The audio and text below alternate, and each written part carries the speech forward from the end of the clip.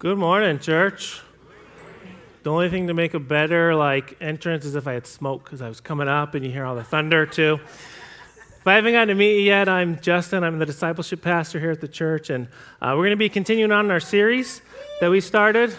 Wow, I didn't know I'd have a cheering section. That's good. And so today, you probably wondered, you saw decorations, It's obvious, I'm sure, what we're talking about today, right? Talking about leadership, as you have to corral all the animals, you got all different people that you lead. No, we are talking about leadership, but our volunteer team's done a great job getting the church here, the other building all decorated, set up for our family fun week. And so, it's going to be a great week. If you're not going to be here, just be praying for the kids, the families that are going to be a part of this, because it's always a huge thing every year to do, but also God shows up in so many different ways. So as we jump into our text today, I just want to open us with a word of prayer, so if you'll join me. Jesus, thank you. Thank you that you're with us wherever we go. And as we open your word today, would you give each of us open hearts, open minds to hear what you want us to receive? Help us to be people who are, just open and eager to do what your word says. And so with each person here, would you meet them where they're at? And would you show them what you're calling them to do as a result of what your word says? And so we pray this in your name. Amen. As you think about the last 15, 20 years, there's a lot of different challenges, tragedies, difficulties that really have happened. Locally here, nationally, globally. There's been so many different things. From, back in 2007, 2009, I know some of you were hugely impacted by the Great Recession, where you had millions of people losing their homes, losing jobs, just going through a super difficult time. You had other things since then, like the Syrian civil war and other wars, where you had millions of people being displaced from where they lived and having to be a refugee somewhere else. You had COVID, where you had millions die, but also all kinds of jobs that were lost, businesses that were closed, and just a huge mental health toll that I know it took on the nation and on many of us here. And as you think about those things, what's interesting is how each country, each area navigated that was very different, wasn't it? There's a pretty broad spectrum of how people navigated through those difficulties. I think of COVID in particular, you can especially see that.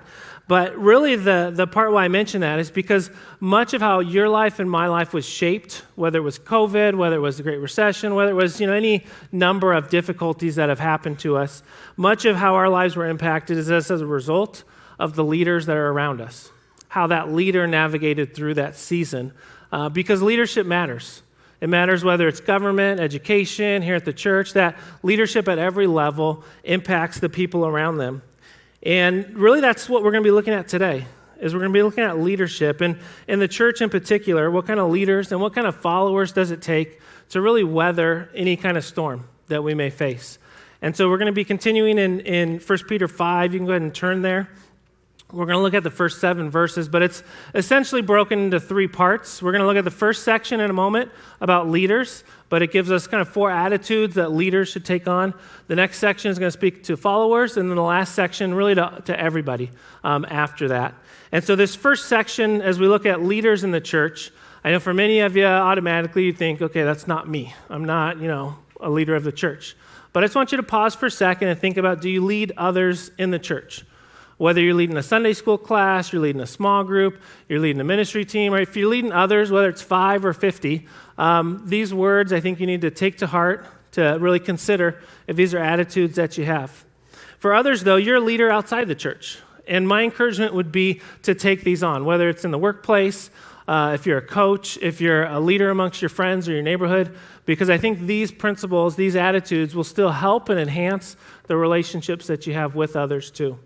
And so with that said, let's dive in, picking up in 1 Peter chapter 5, verse 1. So we're going to cover the first 7 verses, but next week we'll wrap up 1 Peter and then continue forward. So 1 Peter 5:1 says, "So I exhort the elders among you, as a fellow elder and witness of the sufferings of Christ, as well as a partaker in the glory that is going to be revealed. Shepherd the flock of God that is among you, exercising oversight, not under compulsion, but willingly, as God would have you, not for shameful gain, but eagerly, not domineering over those in your charge, but being examples to the flock. And when the chief shepherd appears, you will receive the unfading crown of glory. And so it begins, Peter kind of starts with building some common ground in that verse 1, where he talks about being a fellow elder. He talks about being a witness to the sufferings of Christ, a partaker of the glory that's going to come. Really what he's doing is building some common ground. He's writing to the leaders of the church in Asia Minor, but he's trying to remind them, hey, I'm a leader just like you. I know the hardships, I know the difficulties, I know the joys, but the challenges that come with leadership. And so as he's encouraging and challenging these leaders to pick up these attitudes, he's starting with that idea that I get it. I know this is a high calling and a hard calling. And so 4 attitudes I want to talk about today. And the first one in verse 2 is, if you're a leader, remember that those you lead don't belong to you. And so in verse 2, it says, shepherd the flock of God that is among you. And if you notice at first, who does the flock belong to? That it's the flock of God, that it belongs to him. And if you don't kind of get that at first, other translations will talk about care for the flock entrusted to you. But even in verse 4, notice it talks about the chief shepherd, talking about Jesus. And so really what it's getting at the beginning is if we're a leader, we're an under shepherd. We're following the chief shepherd. That's the call that we have. And this imagery of being a shepherd is pretty rich and steeped in the Old Testament. In the Old Testament, the leaders of Israel were often described as being the shepherds, where God called them to care and to lead and to protect the sheep. But often, the leaders failed in doing that. And so we read in places like Jeremiah 3, some of God's response to that. In Jeremiah 3:15, it says, I will give you shepherds after my own heart, who will feed you with knowledge and understanding. And so they didn't have leaders who were really leading in the same way that God would have them lead. And so he says, I'm going to replace them. And he gives them this promise that ultimately we see fulfilled in the person of Jesus. Because what was one of the names that he described himself as? The good shepherd, right? He used that same term that Peter picks up on in this passage as Peter describes him as the chief shepherd. And so for you and I, if you're a leader, think about the people I have. These aren't people that I can hold on to. These really don't belong to me. And in a lot of ways, it's kind of like you're a TA. If you have ever had a TA, when you're going through college or you were one, they're not the ones in charge. Yes, they do a lot of the work, especially in the big classes, but really they're following whatever the professor wants them to do.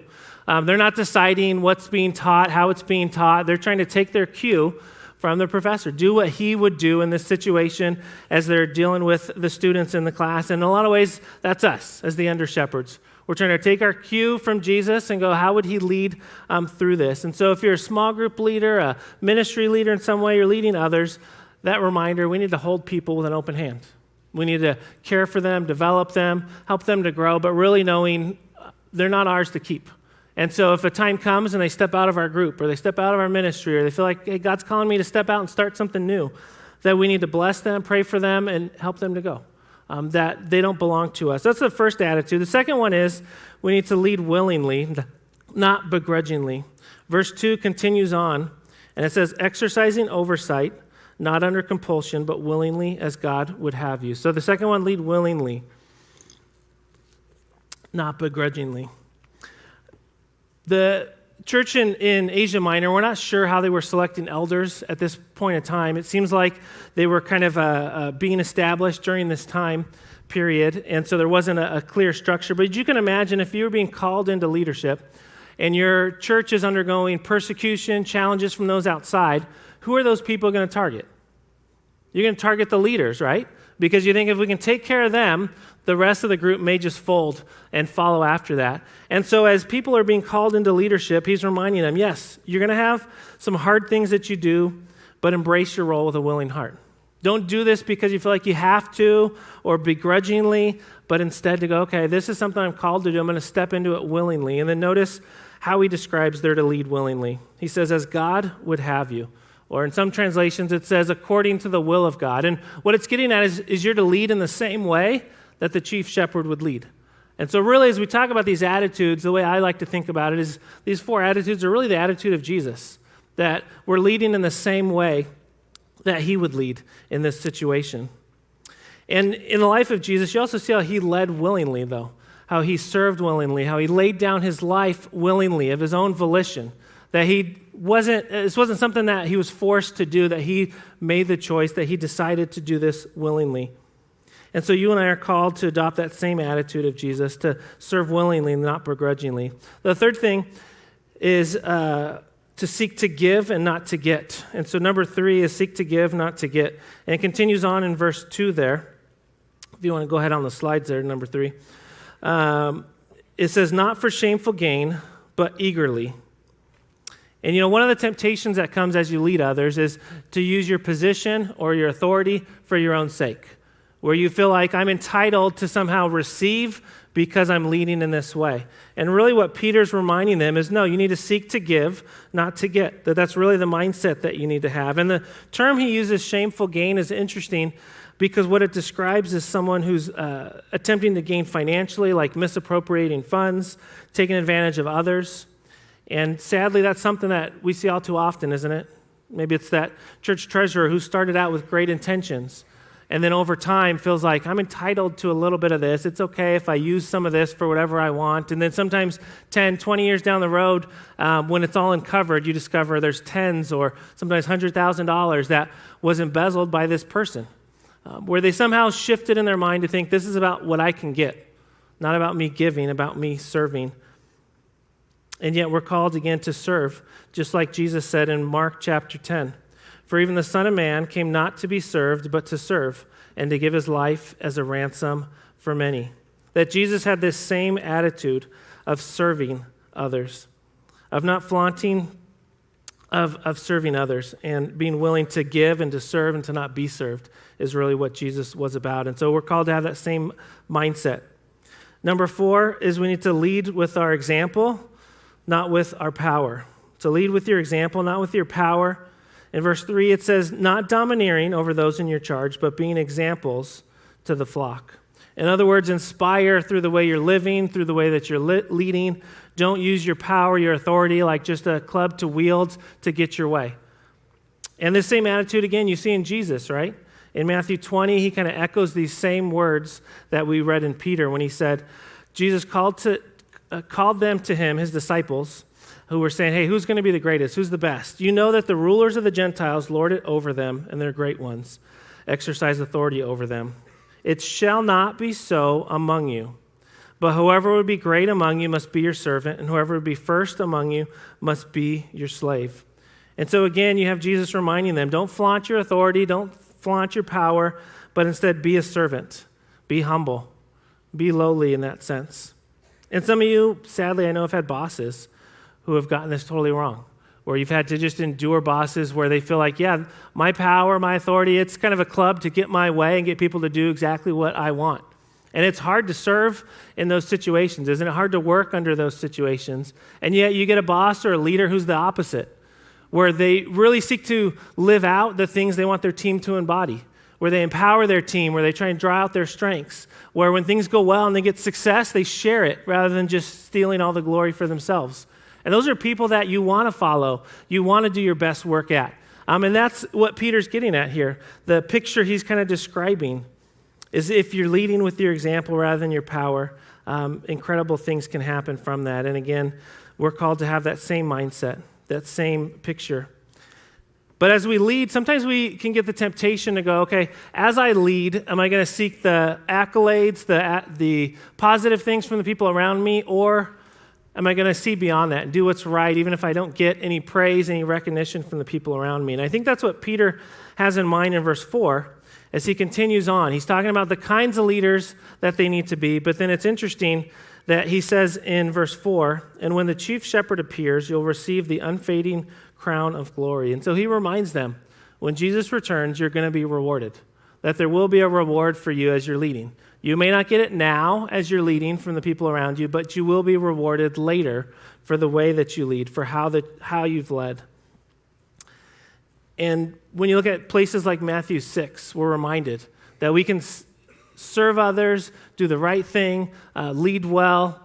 But if we're seeking just to be acknowledged by others, Jesus reminds us, you've gotten your reward in full. But instead, if you're leading and serving others with that mindset, that I want to do this for God, do this for Him, that you're going to be rewarded later. And notice how he describes this reward. He says it's an unfading crown of glory, or literally a crown of amaranth. And a crown, if you can think of it, if you saw someone walking around with a crown back in their day, you would have had it probably for one of two reasons. One would have been like a crown of leaves because you won some athletic competition. And so it's kind of like the gold medal. You're seeing someone walking around, you're thinking, okay, they must have done something impressive.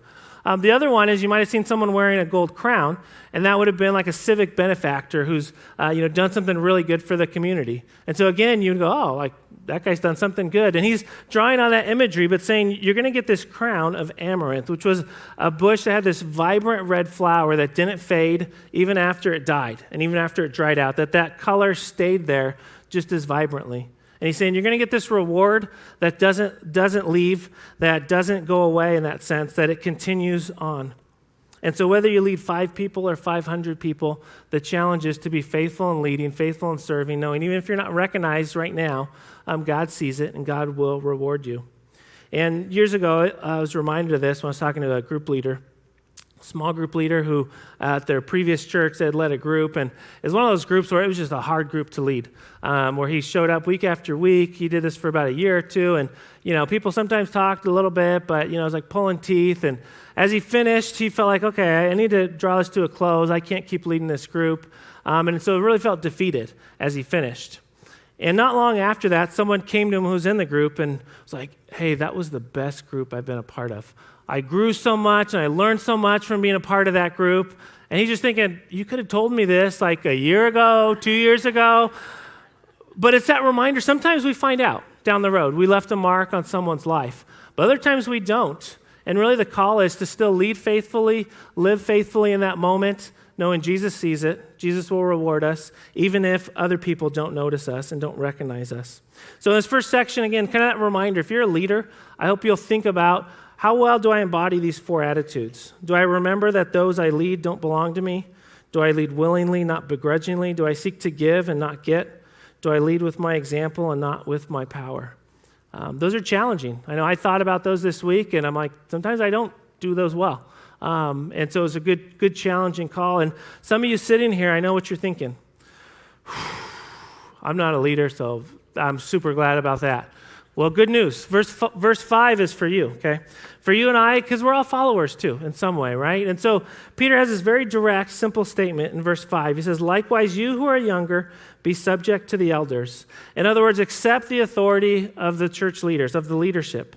Submit to their leadership, which is very direct, very succinct. It's easy to understand, but those are some tough words to take in. And it makes you wonder, why did he feel the call to be so explicit to state this? Why did he feel like he needed to say, okay, you need to submit to those leaders over you? I think really the reason is probably because of the church in Asia Minor at this point. If you understand a little bit of what's happening in this area of the world, you have Christians from other places who have been displaced. So they've left their home, they've left their livelihood, they're moving to Asia Minor. So you have all these new churches being established in people's homes, all these new communities. And so this church is kind of new. It's being formed. It's not entirely established. And some of the language that Peter uses, even in chapter 5 here, seems to point out that fact that, okay, this community is still being formed, leadership's being established here. And let me point out a couple examples of that. One is, as you look at verse 1, and it talks about the elders among you. It's interesting that he phrased it, the elders among you versus the elders over you. Because if they had an established leadership structure, you would have thought, okay, like that makes sense. But really think of a church plant. Everybody's doing everything. You don't necessarily have lots of clear lines, lots of clear positions for people to serve in. In verse 2, when he says, shepherd the flock of God, he uses the aorist tense, which could be translated as resume shepherding or begin to shepherd.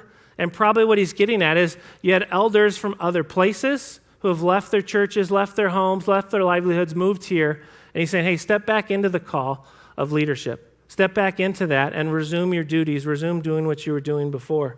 And that's probably why he's calling the followers out then. Because if you think about it, these followers were in different places. They've moved to this area where they used to live. They knew the leaders. They probably respected them, accepted their authority, but now they're in a new place. There's new people. There's new leaders. And so Peter feels that call to remind them, okay, there's leaders that have been put in place here, that you're to follow their lead, follow their authority in this place, in this situation. And as you hear that, I know for us as Americans, our first response when you hear submit, it's not like, yeah, that's me. Like, I don't want to. Like, why would I do that? You know, we're wary, aren't we, of authority? We question it. We go, okay, what's their angle? That's just naturally the way we view it. We're hyper individualistic, and so if there's not something that's going to benefit me, it's hard for me to go, why would I do what he's asking me to do? Or why would I give this up for the sake of community? You know, it's me-centered is how we just tend to think in our culture. And so this is easy to understand, but it's hard to do, isn't it? But one thing, if you notice it, is Peter begins by talking about leaders. And isn't it true that if you have leaders who embody those attitudes that we're talking about, they embody those attitudes of Jesus, it's easier to follow and submit to leaders like that, isn't it? It's not necessarily easy, but it's easier. You know, we were singing a song earlier about God being our shepherd. And what I kept thinking about is because we know God and know his character, it's easier to follow him. And the same is true when it comes to leaders, that it's easier to follow when they adopt that attitude too. And just to be clear, because I know we have a diversity of people, all different situations you've been in, this also isn't a blank check. If you have a leadership who's abusing others or doing something immoral, it's not saying, okay, that's all right, just keep going along with it. No, by all means, get yourself out of that situation. But Peter's not talking about that. He's talking about if you have leaders who are embodying these attitudes, you need to submit to them. And also, I think something that's helpful to remember is leaders are held to a higher account. And so God's going to hold them to account over how they lead, how they treat others too. And so that should take some of the, take a little bit of that responsibility in that sense off of us. But one of the ways we try and practice this, submitting to leadership, is if you've been through our membership class here at the church, you know, one of the commitments we ask you to make is we ask you to support the leadership of the church by trusting them and seeking to maintain unity. That you really try and trust the leadership and start there rather than starting from a place of distrust and disunity. And it's natural when things happen. Sometimes the decision's made or you see something and you're like, what's going on there? And you have concerns. You know, maybe rightfully so, but how do we typically respond? You're like, hey, did you see what happened? Can you believe they did this? You're talking to the people around you, right? You're complaining about what's going on. But really what we ask is that you go talk to a leader. Go try and have a conversation with them. If you're coming with that heart of unity and love and grace, it's going to at least open the door for unity to still take place. I know I've had conversations like that. Other leaders have too. One I had even a few weeks ago. It was a hard conversation, but it was good, where they were asking good questions, saying, this is what I see, this is what I've heard, like, what am I missing? I thought, hey, great, because they're coming with an attitude of, I love this church, but I want to make sure that I'm getting these questions answered too. And that's really the heart that I hope happens for all of us at the church. So that's the second section as a follower. If you're a follower, there's that call to submit to the leadership over you, whether that's in your small group, whether that's a ministry leader, whether that's a staff or an elder, to really seek to pray for them, to give them benefit of the doubt, have those kinds of conversations. And then the last part Peter turns to in verse 5 is really that all people exhibit a spirit of humility. And so look at verse 5, what it says. It says, clothe yourselves, all of you. So not just leaders, not just followers, not just people who like following the direction of others, not just the people who don't like others telling them what to do. He says, all of you, clothe yourselves with humility toward one another. For God opposes the proud, and he uses this term for oppose. It's this military term, like one soldier standing in opposition to another. So he's saying God stands against the proud, but he gives grace to the humble. Humble yourselves, therefore, under the mighty hand of God, so that at the proper time he may exalt you, casting all your anxieties on him because he cares for you. And so arrogance and pride, whether it's from domineering leaders who abuse their power or contemptuous followers who rebel against leadership, that in either case, Peter's saying that both groups evoke God's opposition, that God's going to stand against them, is really how stark of terms that he puts it. But when you put on humility in how you treat each other, how you relate to one another, God's going to provide grace. He'll exalt you, fight for you, allow the church to really survive and thrive even in hard times. And what's interesting is this word for humility, back in their day, this wasn't something people like wanted to excel at, wanted to be really humble people. The term humility, that Greek word for it, that really it was seen as a word of contempt by the Greeks. That they saw man as the measure of all things, and so to be low on the social scale, to know poverty or to be socially powerless, was shameful. And so humility wasn't something they would seek out. It was really something to avoid at all costs. And yet, through the example of Jesus and in the church, really humility should be exalted as the chief virtue, as the virtue we seek to put on, we seek to practice with one another instead. And so as you think about humility, I know I kept wrestling with, okay, what really is humility? What are some simple things that describe what humility should look like? And really, how do we grow in humility? Because it's one thing to say, hey, be humble. Like, all right, so how do I actually do that? So I want to give you 3 statements first. As a Christian, when you think about humility, 3 statements that hopefully help paint a little picture of what it can look like. The first is when you grasp humility, it's the opposite of pride and arrogance. In other words, it's the opposite of self-centeredness, okay? Because it's easy to identify those, I think. When we see them in somebody else, not ourselves, let's be honest. When we see them in other people, we're like, okay, that guy's arrogant or proud. They're not being humble. And so it's the opposite. The second part, humility requires honest self-evaluation before God. And what we mean by this is we're opening ourselves up, laying ourselves bare before the Lord, asking Him to search us, to help us to see ourselves rightly. Romans 12 talks about this. It says, by the grace given to me, I say to everyone among you, not to think of himself more highly than he ought to think, but to think with sober judgment, each according to the measure of faith that God has assigned.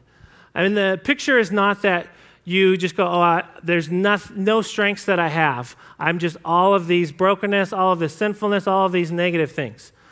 No, he's saying have sober judgment. You can see the good, you can see the bad, you can see yourselves rightly. You can see the places God's brought healing and wholeness, but the places where he still needs to bring it. And I think when you see yourself rightly, you realize, okay, I can be humble because I don't have it all together. I don't get it right 100% of the time. And then the third statement I think that's helpful to remind ourselves as Christians is humility requires full dependence on and subjection to God's authority. And think about that for a second. Full dependence on God first. The Christian knows he possesses nothing he has not received, is nothing but for the grace of God, and apart from Christ can do nothing. That really we're fully dependent on God. That's the first thing we need to recognize. And so how can we be proud or arrogant if we're fully dependent on God? And with that we should submit ourselves to him. If he's the one we're relying on, we should follow his lead, follow his call in our life. But one of the dangers I just want to point out and mention is pride masquerading as humility, kind of false humility. It's something that it's easy to kind of miss, easy to kind of shift into or slide into with time. And I thought it was interesting when I was reading about this. I was reading a little bit about St. Augustine, one of the early church fathers. He was a bishop, a leader in the early church. And what he talked about is how true humility involves acknowledging one's dependence on God and recognizing his need for grace. But false humility seeks to manipulate appearances or gain favor from other people while neglecting true repentance and transformation.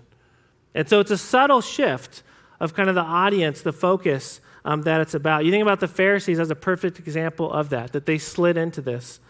They performed acts of service so that others would praise them and go, oh, man, those are such good guys that are doing those good things.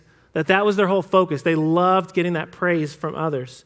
In Luke 18, we read about a Pharisee who's praying, and in his prayer, he's like just talking all about his own righteousness, about how good he is. And I'm glad I'm not like that guy, this sinner over here, that he's totally missed the boat, that he needs to be humble in the eyes of God. So that's false humility. So I want to give you a few things with the last part of our time that we have of how do you cultivate humility. Or I came across this phrase from Martin Luther. He said, excel at being humble. And that kind of stuck with me because I thought, we all want to excel at certain things, right? But for probably all of us, humility is not like number one on the list. There's a lot of other things we put ahead of that. And yet I love that him and so many early church leaders thought humility was so huge. And so I want to give you 4 practices, 4 ways to kind of cultivate it practically, how to clothe yourself, put it on in your life as well. And the first one is just do the things we talked about in verse 1 through 5. So if you're a leader, examine those 4 attitudes and go, how well am I leading with those 4 attitudes? If you're a follower, to go, okay, how well am I submitting myself to somebody else? Because again, that's a humbling thing. That's a hard thing to do. But then Three others I want to give you, and I think these also help you avoid false humility that we just talked about. The first is serve in secret. So serve in secret. In other words, serving can help us be more humble, but we need to think about why are we serving? What's really the audience that we're trying to do this for? Are we trying to do this because we love getting those accolades from others?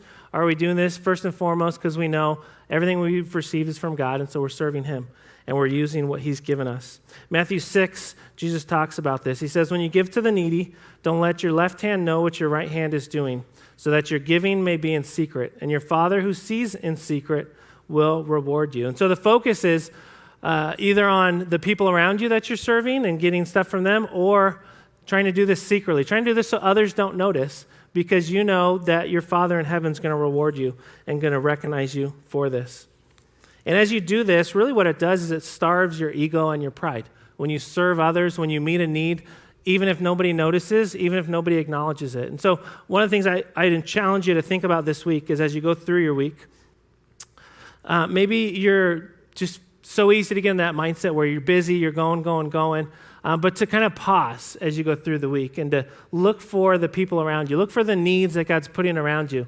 And maybe as you're going through the week, you think about a friend of yours who just lost their job. And you're like, you know what, I probably should call them, check in, see how they're doing. But you're like, I got stuff I got to get to. Maybe tomorrow I'll do that. But instead, pause and go, you know what, let me just call and check in with them, see how they're doing. Where you're just going, I just want to care for them. They're going to notice, but nobody else is going to go, hey, that was so good that you called so-and-so to check in on them. But you're just going, I just want to serve them and call them. And maybe as you call and talk with them, you think, hey, I just want to pray for them. And so you pray for them, and then you feel like God's just prompting you to do more than that. But you think, you know what? I don't just want to meet a need that he has, and he's going to go, hey, good job, thanks for that. But you know what? I just want to leave him a gift card, just anonymously with a little note to say, hey, God is going to provide for you. God's there with you in the midst of this. And you don't sign it. You don't put your name or anything on it because hey, I don't need to get any of the attention and the focus. And I know there's been families in the church who have responded in those kind of ways where they've thought, I want to just serve in secret because I know I don't need to get the accolades in this. If they come, great, but that's not my focus. That's not my audience. So that's the one. The next one is cultivate intellectual humility. And I thought this was an interesting one. I kind of came across as I was prepping for this. Cultivate intellectual humility. And the one thing that can happen to us is the more educated we become or the more knowledge we gain, we can sometimes slide into pride, where we can feel like, hey, we have all the answers and everybody else doesn't. And they need to step back and listen because we got it all right. But what I found striking is St. Augustine that I mentioned earlier. He's this guy who's written all kinds of incredible books and treatises. The one book I'd never heard of is he wrote a book called Retractions. And it's where he practiced intellectual humility, where he went back to some of the things he had written and he had said earlier to correct them and to change that as he listened to others, as he listened to the correction of others, as he opened himself up to others that he might be wrong. And he wrote this book on it to publicly go, okay, here's the places I missed it, and I want to change and correct some of those views. And so he demonstrated intellectual humility. He had that willingness to learn from others and to be open to the fact that he might be wrong. And then the last thing is practice confession with God and with someone else. And confession is one of those things that really peels away the mask, doesn't it? We like to appear like we got it all together with each other, right? But in confession, we're kind of going, hey, here's what's really going on. First with the Lord is we're going, okay, God, here's the sins, the places where I'm struggling and I need you. And you're just being open and honest to him.